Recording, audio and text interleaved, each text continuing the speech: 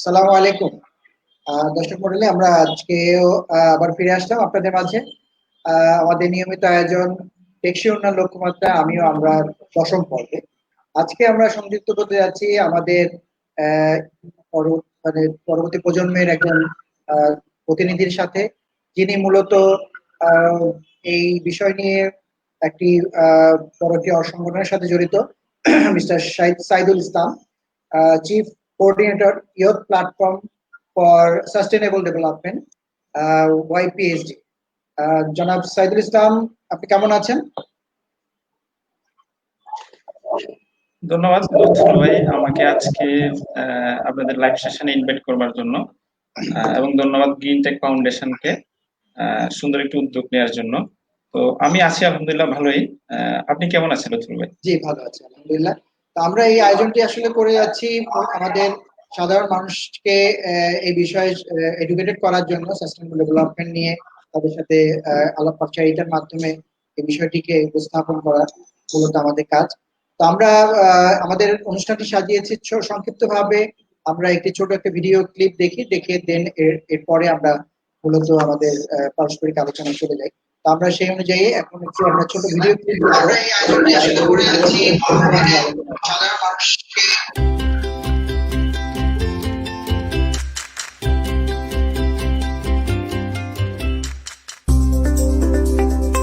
Imperative that we work with the youth. The timing is actually quite ripe for us to hear from the youth.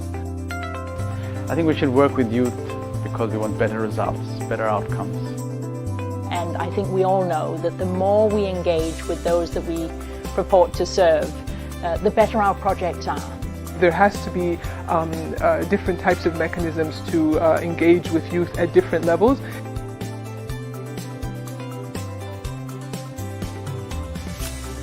What value do young people bring in development sector? Sustainable development is about future, but more importantly, to meet the needs of tomorrow. In order to meet the needs of tomorrow, we have to talk to the youth, who will be the leaders of the future. They know their own lived realities and they are good at coming up with solutions. So the more we listen, the better our development projects will be. How can the young people advocate to have greater involvement in development work? The key is networking and alliances with adults in the space. It's about really taking action by surrounding yourself with the right bunch of people, surrounding yourself with the right mentorships, and actually really putting out quality work. What characteristic and skill does the youth have that make them such good development partners? They are very, very smart. In fact, I think they're smarter than our generation. Young people are generally more risk takers. They look at things from a new lens. How can youth contribute to achieving the SDGs? I think youths are energetic and they have the mindset to change, to make a positive change. Give solutions in the global and local challenges. What do I choose to consume? How am I using the Internet of Things? Be more knowledgeable about my actions and how that impacts development in general. We have the kind of lifestyle that is increasingly green, increasingly mobile, but increasingly social justice orientated as well. How can we make sure that the development assistance is not just for youth as beneficiaries, but also for them as partners and leaders? Mobilizing the youth, it's a two-way street. This generation of the young today are not satisfied with just being told what to do. They need to be convinced. I think the first thing is that a lot of organization needs to unlearn how to engage with young people. It's not just about having them in the room. It's not listening to them briefly. It is about really engaging with their ideas, testing them, sometimes piloting them, seeing what works, what doesn't work. So I think if we want a realistic understanding of the problem so that we can begin to design solutions, we're going to have to hear from youth themselves.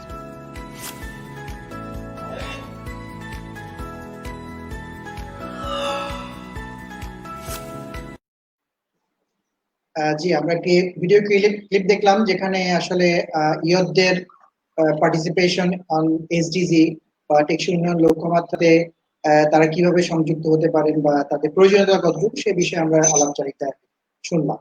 তো আমি আমাদের আজকে যে অতিথি chief coordinator youth platform for SDGs Bangladesh, আমি জনাব সাইদুল ইসলামের কাছে জানতে চাইবো যে আপনারা আহ, আহ, এই প্রাতিষ্ঠানিকভাবে কিভাবে আসলে ইয়ুথদেরকে এই এসডিজি বা টেকসই উন্নয়ন লক্ষ্য সংযুক্ত করছেন বা তাদেরকে নিয়ে কাজ করছেন, আপনাদের কার্যক্রমগুলো একটু যদি আমাদের সাথে শেয়ার করেন। জি, ধন্যবাদ লুৎফর ভাই। আসলে আমরা সবাই কম বেশি জানি যে 2000 সাল থেকে 2015 সাল পর্যন্ত জাতিসংঘের ঘোষিত একটা লক্ষ্যমাত্রা ছিল কিছু, যাকে আমরা এমডিজি হিসেবে চিনতাম। তো 2015 সালের সেপ্টেম্বরে এসে 6টার পরিবর্তে 17টা গোল নির্ধারণ করা হয় এবং 269টা টার্গেট নির্ধারণ করা হয় জাতিসংঘ কর্তৃক। তো যখনই ঘোষণা করা হয় এসডিজি সাস্টেনেবল ডেভেলপমেন্ট গোলস, এর কিছুদিন পরে 2016 সালের ফেব্রুয়ারি থেকেই মূলত আমরা কাজ শুরু করেছি। বলা চলে বাংলাদেশে প্রথম কোন ইউথ অর্গানাইজেশন যারা শুধুমাত্র এসডিজি নিয়ে কাজ করে আমরাই শুরু করেছি সেটা। তো আমাদের কাজ হচ্ছে মূলত আমাদের যেটা বিশ্বাস যে এসডিজি যে 17টা গোল 269 টার্গেট, এটা সরকারের পক্ষে অথবা কোন একটা ফান্ডের পক্ষে কোন একটা স্টেক হোল্ডারের পক্ষে আসলে শুধুমাত্র এটা অ্যাচিভ করা সোটা অনেক কঠিন কাজ। এই জন্য আমরা বিশ্বাস করি এই ক্ষেত্রে বাংলাদেশের পার্সপেক্টিভে যদি আমরা চিন্তা করি, এখানে সবচেয়ে বড় স্টেক হোল্ডার আমার কাছে মনে হয় যে ইউথরা। কারণ বাংলাদেশে আমরা যদি জাতীয় যুব নীতি অনুযায়ী 18 থেকে 35 বছর বয়সকে আমরা যুবক ধরি, অথবা আমরা একটু বাড়িয়ে যদি 40 বছরটাকে আমরা যদি যুবক ধরি, তাহলে প্রায় 40% মতো হচ্ছে যুবক যারা কর্মক্ষম এবং যারা এসডিজি ইমপ্লিমেন্টেশনের সাথে সরাসরি জড়িত আসলে। হ্যাঁ, পলিসি মেকিং বলি, পলিসি ইমপ্লিমেন্টেশন বলি। এজন্য এবং এর বাইরে যে 60% মানুষ আছে, জনসংখ্যা আছে, এর মধ্যে একটা বড় অংশ হচ্ছে শিশু যারা কর্মক্ষম না, এরপরে একটা অংশ আছে বয়স্ক যারা কর্মক্ষম না।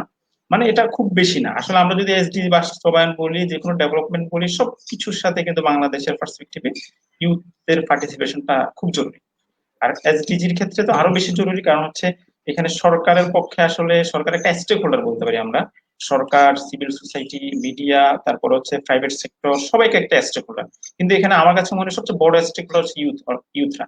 এই জন্য আমরা যেটা করছি শুরু থেকে, যে ইউথদেরকে এসডিজি বিষয়টা আসলে বোঝানোর ট্রাই করছি প্রথমত আমরা, যে এসডিজি বিষয়টা ঢাকা শহর ছাড়া অথবা হচ্ছে বড় বড় সিটি গুলো ছাড়া এর বাইরের একটা বড় অংশই কিন্তু জানে না যে এসডিজি আসলে কি জিনিস। এমনিতে আমরা সামাজিক কাজ করছি, স্বেচ্ছাসেবী কাজ করছি, রক্তদাতা সংগঠনগুলোর সাথে কাজ করছি, মানে বিভিন্ন ভাবে আমরা কাজ করছি, কিন্তু আমরা জানি না যে আসলে আমরা এসডিজির কাজ করছি। তো আমরা এটা বোঝানোর চেষ্টা করি ওদেরকে যে এসডিজি বিষয়টা কি, কেন এটা জরুরি, কেন ইউথের পার্টিসিপেশনটা খুব জরুরি এটার সাথে, এবং পাশাপাশি ওদেরকে এম্পাওয়ারমেন্ট করা, যে ইউথদেরকে এম্পাওয়ার করা, যে তোমরা এম্পাওয়ার হলেই এসডিজি অ্যাচিভ করা সম্ভব, এবং এসডিজিটা আলটিমেটলি তোমাদের জন্যই, তোমাদের ফিউচারটা সেভ করার জন্য হচ্ছে এসডিজিটা। তো এই জন্য আমরা শুরু থেকে 2018 সাল থেকে আমরা একটা প্রজেক্ট ইমপ্লিমেন্ট করার ট্রাই করতেছি। আমরা প্রজেক্টের নাম দিয়েছি for the youth by the youth. এই প্রজেক্টের মাধ্যমে আমরা বোঝানোর চেষ্টা করছি যে এসডিজি ইমপ্লিমেন্ট হলে ইউথরাই গেইনার হবে, ইউথের জন্যই সেফ ফিউচার নিশ্চিত হবে, এবং এটা তোমাদের দ্বারাই নিশ্চিত করতে হবে, তোমরাই এটা অ্যাচিভ করবা।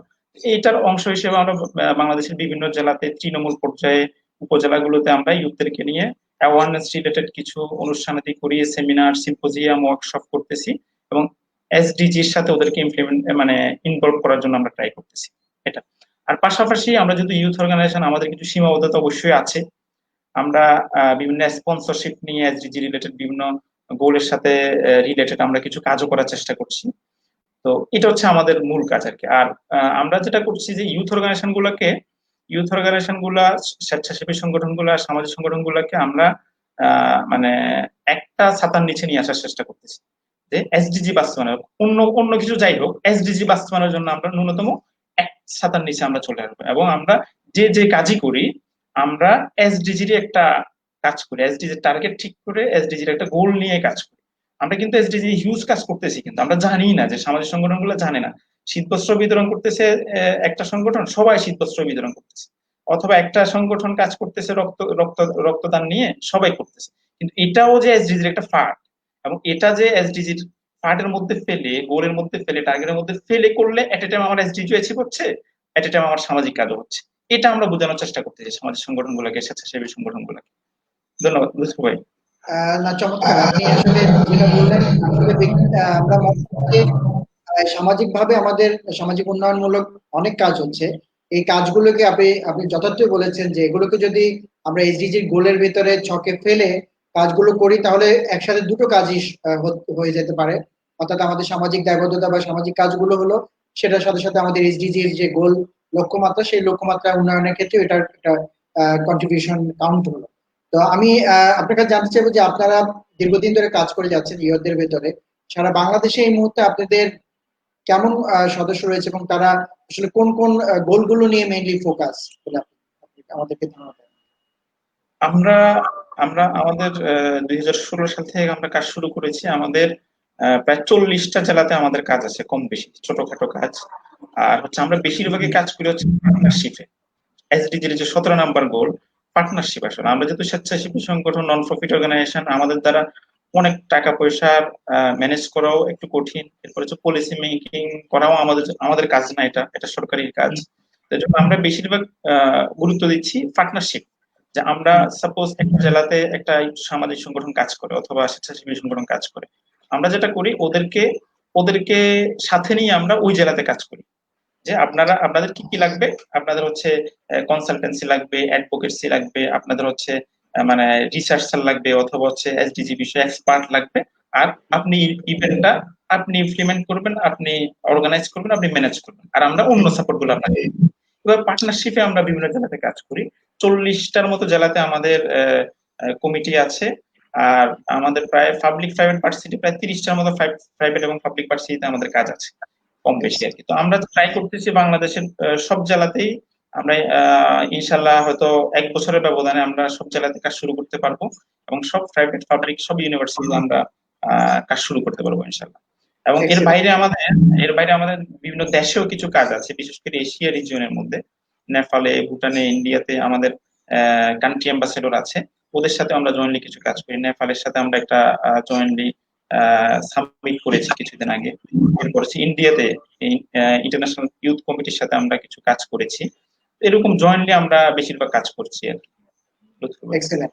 এমনি রাফলি আপনাদের সারা বাংলাদেশে কতজন সদস্য অ্যাক্টিভলি কাজ করছেন, আপনি একটু ধারণা দিতে পারেন?